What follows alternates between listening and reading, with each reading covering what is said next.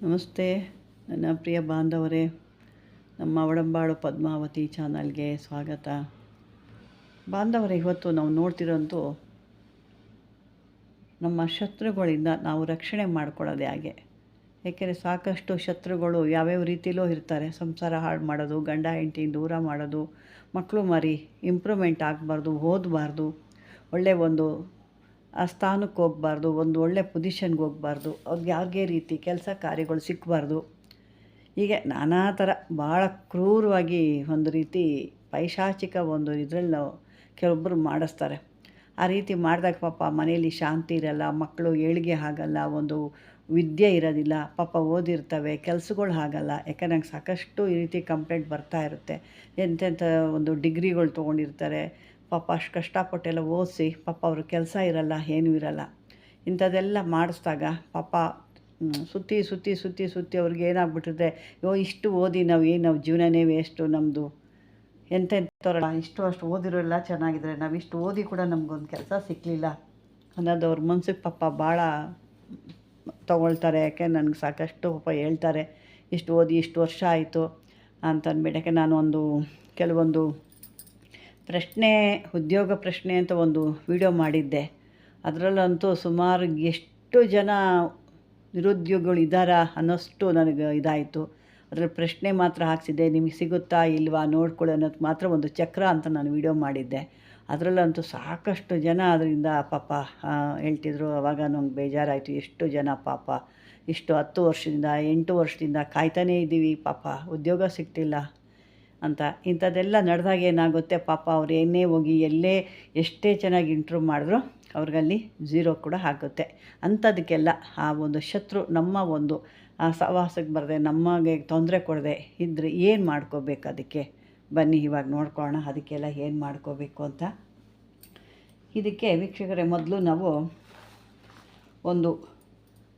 ಅಂದರೆ ಇದನ್ನು ಎಲ್ಲರೂ ಮಾಡ್ಕೊಳ್ಳಿಕ್ಕಾಗಲ್ಲ. ಇದನ್ನು ಸಾಧಕರು ಮಾಡಿಕೊಡ್ಬೋದು ಅಷ್ಟೇ, ಎಲ್ಲರೂ ಮಾಡ್ಕೊಳ್ಳಿದ್ದು ಭಾಳ ಕಷ್ಟ ಇದೆ ಇದು. ಹಾಗಾಗಿ ಸಾಧಕರು ಮಾತ್ರ ಮಾಡ್ಕೊಳ್ಳಿ, ಯಾಕಂದರೆ ಎಲ್ಲ ಕೊಡ್ತೀವಿ ಎಲ್ಲರೂ ಮಾಡ್ಕೊಳ್ಳಿದ್ದು ಕಷ್ಟ ಇರುತ್ತೆ ಇದು. ಬನ್ನಿ ಈಗ ಯಾವ್ಯಾವ ರೀತಿ ಇದನ್ನು ಮಾಡ್ಕೋಬೋದು.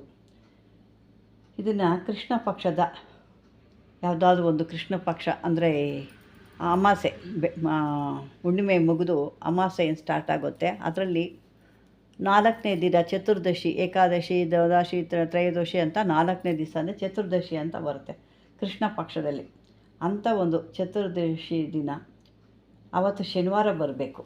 ಅಂಥ ದಿವಸ ಏನು ಮಾಡಬೇಕು, ಒಂದು ಸ್ಮಶಾನದಲ್ಲಿ ಒಂದು ಶವದ ಏನು ಒಂದು ಕಟ್ಟಿರ್ತಾರಲ್ಲ ಅದ್ರ ಮೇಲೆ ಹೋಗಿ ಕೂತ್ಕೊಂಡು ಕಪ್ಪು ಬಟ್ಟೆ ಹಾಕ್ಕೊಂಡಿರಬೇಕು. ಕಪ್ಪು ಬಟ್ಟೆ ಹಾಕ್ಕೊಂಡು ಸ್ಫಟಿಕ ಮಾಲದಿಂದ ಅವರು ಒಂದು ವಿಧಿವತ್ತಾಗಿ ಪೂಜೆ ಎಲ್ಲ ಮಾಡಿ 11,000 ಮಂತ್ರನ ಇದನ್ನು ಜಪ ಮಾಡಿ ಸಿದ್ಧಿ ಮಾಡಿ ಇಟ್ಕೋಬೇಕು. ಸಿದ್ಧಿ ಮಾಡಿ ಇಟ್ಕೊಂಡು ಆದ ನಂತರ ಇದನ್ನು ನೀವು ಮತ್ತೆ ಯಾವತ್ತು ಮಾಡಬೇಕು ಅಂತಂದರೆ, ಇನ್ನೊಂದು ದಿವಸ ಯಾವತ್ತಾದರೂ ಇದನ್ನು ಸಿದ್ಧಿ ಮಾಡಿಕೊಂಡು ಆಗಿದೆ, ಮಂತ್ರಗಳೆಲ್ಲ ಸಿದ್ಧಿ ಆಗಿದ್ದಾವೆ.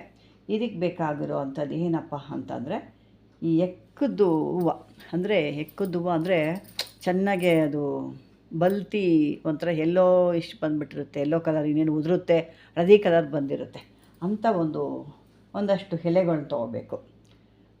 ಮತ್ತು ಹಳದಿ ಸಾಸಿವೆಗಳು ಅಂದರೆ ಒಂದು ಸ್ವಲ್ಪ ಕ್ರೀಮ್ ಕಲರ್ ಬಂದಿರುತ್ತೆ, ಇದು ಫುಲ್ಲು ವೈಟ್ ಇರುತ್ತೆ ಫಸ್ಟಲ್ಲಿ. ನಂತರ ಅದೇನಾಗುತ್ತೆ, ಹಳೇದಾಗ್ತಾ ಆಗ್ತಾ ಆಗ್ತಾ ಸ್ವಲ್ಪ ಎಲ್ಲೋ ಕಲರ್ ಬರುತ್ತೆ. ಅದು ಏನು ಎಲ್ಲೋ ಕಲರು ವೈಟ್ ಕಲರು ಅಂತ ಏನು ಬೆಳೆಯಲ್ಲ.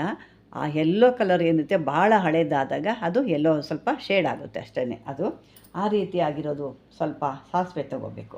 ಈ ಸಾಸಿವೆ ಎಲ್ಲ ತೊಗೊಂಡು ಆದಮೇಲೆ, ಏಕೆ ಅಂತಂದರೆ ಕೆಲವರು ಇದಕ್ಕೆ ಒಂದು ಎಲ್ಲೋ ಸಾಸಿವೆ ಬೆಳೀತಾರಾ, ಅದು ಎಲ್ಲಿ ಸಿಗುತ್ತೆ ಅಂತ ಮತ್ತೆ ಕೇಳ್ತೀರಾ. ಅದರಿಂದ ನಾನು ಅದನ್ನು ನಿಮಗೆ ಒತ್ತಿ ಹೇಳ್ತಾ ಇದ್ದೀನಿ. ಈ ಒಂದಷ್ಟು ಈ ಹಣ್ಣಾಗಿರೋವಂಥ ಎಲೆಗಳು ಅಂದರೆ ಈ ಎಕ್ಕದ ಎಲೆಗಳು ಗೊತ್ತಲ್ವಾ, ಹಣ್ಣಾಗೋಂಥ ಎಲೆಗಳು ತೊಗೋಬೇಕು. ಜೊತೆಗೆ ಒಂದಷ್ಟು ಸಾಸಿವೆಗಳು ಕೂಡ ತೊಗೋಬೇಕು. ಅಂದರೆ ಈ ಹಳದಿ ಸಾಸಿವೆ ಹಳೆಯದಾಗಿರುತ್ತೋ ಅದು ಹಳೆಯ ಸಾಸಿವೆ ತೊಗೋಬೇಕು. ಇದನ್ನು ಒಂದು 108 ಅಂದರೆ ಒಂದು ಮಾಲೆ ಅಂತ ನೀವು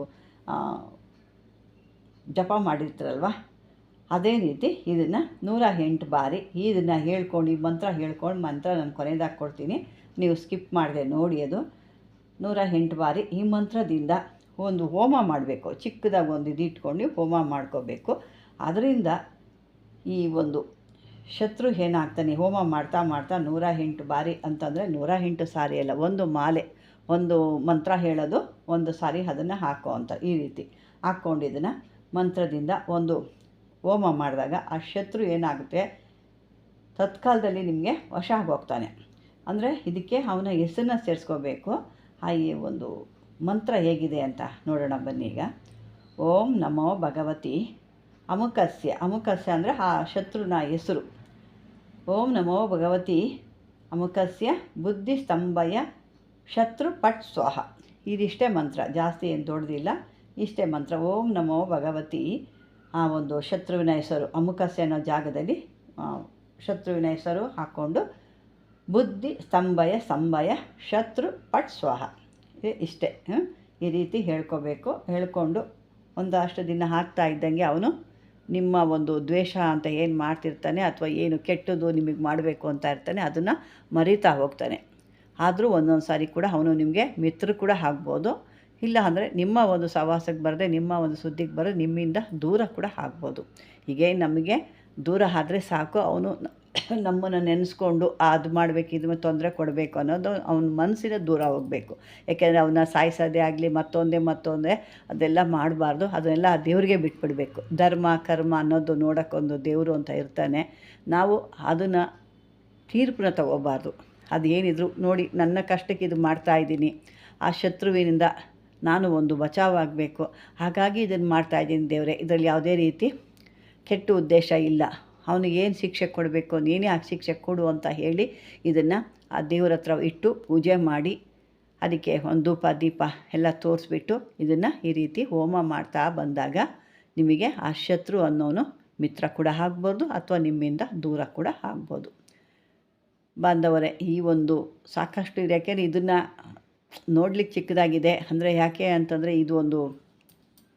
ಇವು ಸ್ಮಶಾನದಲ್ಲಿ ಅಂದರೆ ರುದ್ರಭೂಮಿಲಿ ಹೋಗಿ ಮಾಡೋದ್ರಿಂದ ನಿಮಗೆ ಒಂದು ದೇಹ ರಕ್ಷಣೆ ಮಾಡ್ಕೊಂಡು ಕೂತ್ಕೋಬೇಕು. ಯಾಕಂದರೆ ಸಾಮಾನ್ಯರು ಇದನ್ನು ಮಾಡಲಿಕ್ಕಾಗಲ್ಲ, ಸಾಧಕರು ಮಾತ್ರ ಇದನ್ನು ಮಾಡೋರು, ಅಂದರೆ ಅದನ್ನು ಸಾಧನೆ ಮಾಡಿಕೊಂಡು ಇರೋರು, ಆ ಒಂದು ರುದ್ರಭೂಮಿಯಲ್ಲಿ ಕೂತ್ಕೊಂಡು ಮಾಡೋಷ್ಟು ಧೈರ್ಯ ಇರೋರು ಮಾತ್ರ ಹೋಗಿ ಮಾಡಿ. ಸುಮ್ಮನೆ ಇದನ್ನು ನೋಡ್ಕೊಂಡು ವೀಡಿಯೋ ನೋಡಿ ನಾನು ಮಾಡ್ತೀನಿ ಅಂತ ಹೋಗಿ ಜೀವಕ್ಕೆಲ್ಲ ತೊಂದರೆ ತೊಗೋಬೇಡಿ. ಯಾಕೆ ಅಂತಂದರೆ ಇದನ್ನು ಒಂದು ವಿಷಯ ಅಂತ ಅಂದಾಗ ತಿಳ್ಕೊಬೋದು ಅಷ್ಟೇ.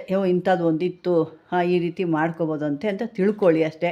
ಅದನ್ನು ನಾನು ಮಾಡ್ತೀನಿ, ನನಗೆ ಗೊತ್ತಾಗುತ್ತೆ, ಧೈರ್ಯ ಇದೆ ನನಗೆ ಅಂತ ಹೋಗಿ ತೊಂದರೆಗೆ ಸಿಗಾಕೋಬೇಡಿ ಅಂತ ಹೇಳ್ತಿದ್ದೀನಿ. ಈ ತೊಂದರೆ ಸಿಗಾಕೊಂಡ್ರು ಅದು ನಿಮ್ಮ ಇದಕ್ಕೆ ಸೇರಿಕೊಳ್ಳುತ್ತೆ, ಅದು ಇದಕ್ಕೆ ಯಾರೂ ಜವಾಬ್ದಾರ ಆಗಲ್ಲ ಅಂತ ಹೇಳ್ತಾ, ಬಾಂಧವರೇ, ಈ ಒಂದು ವಿಡಿಯೋ ಯಾಕೆ ನಾನು ಹಾಕಿದ್ದು ಅಂದರೆ ಇಂಥವು ಸಾಕಷ್ಟು ಅದು ಅವರ ಸಂಸಾರಗಳು ನೋಡಿದಾಗ ಭಾಳ ಮನ್ಸಿಗೆ ನೋವಾಗುತ್ತೆ. ಅಷ್ಟು ಒಂದು ಟಾರ್ಚರ್ ಕೊಡ್ತಿರ್ತಾರೆ. ಅಂಥದಕ್ಕಾಗಿ ನಿವಾರಣೆ ಯಾರು ಸಾಧಕರಿದೆ ಅದನ್ನು ಮಾಡಿ ಅವ್ರಿಗೆ ಕಷ್ಟಗಳು ಪರಿಹಾರ ಮಾಡ್ಕೋಬೋದು. ಯಾಕೆ ಅವ್ರು ಮಾಡ್ಕೊಂಡು ತೊಂದರೆ ಸಿಗಾಕೊಳ್ಳೋದು ಬೇಡ ಅಂತ ಹೇಳ್ತಾ, ಬಾಂಧವರೇ, ಈ ಒಂದು ವಿಡಿಯೋ ನಿಮ್ಗೆ ಇಷ್ಟವಾಗಿದ್ದರೆ ಲೈಕ್ ಮಾಡಿ, ಶೇರ್ ಮಾಡಿ, ಆದಷ್ಟು ಸಬ್ಸ್ಕ್ರೈಬರ್ ಮಾಡ್ಕೊಳ್ಳಿ. ನಿಮ್ಗೆ ಏನೇ ಒಂದು ಇದ್ದಿದ್ರು ಆ ಕಾಮೆಂಟ್ ಬಾಕ್ಸಲ್ಲಿ ಹಾಕಿ. ನೀವು ಪ್ರಶ್ನೆ ಮುಖಾಂತರ ಏನೇ ಪ್ರಶ್ನೆ ಇದ್ದರೂ ಕಾಮೆಂಟ್ ಬಾಕ್ಸಲ್ಲಿ ಹಾಕಿದಾಗ ಖಂಡಿತಕ್ಕೆ ನಾನು ಆನ್ಸರ್ ಮಾಡ್ತೀನಿ. ಅವತ್ತಿಲ್ಲ ಅಂದರೆ ಒಂದು ದಿವಸ 2 ದಿವಸ ನಾನು ಆನ್ಸರ್ ಮಾಡ್ತೀನಿ ಅಂತ ಹೇಳ್ತಾ ಈ ಒಂದು ವಿಡಿಯೋ ಇದುವರೆಗೂ ವೀಕ್ಷಣೆ ಮಾಡಿ ಧನ್ಯವಾದಗಳು.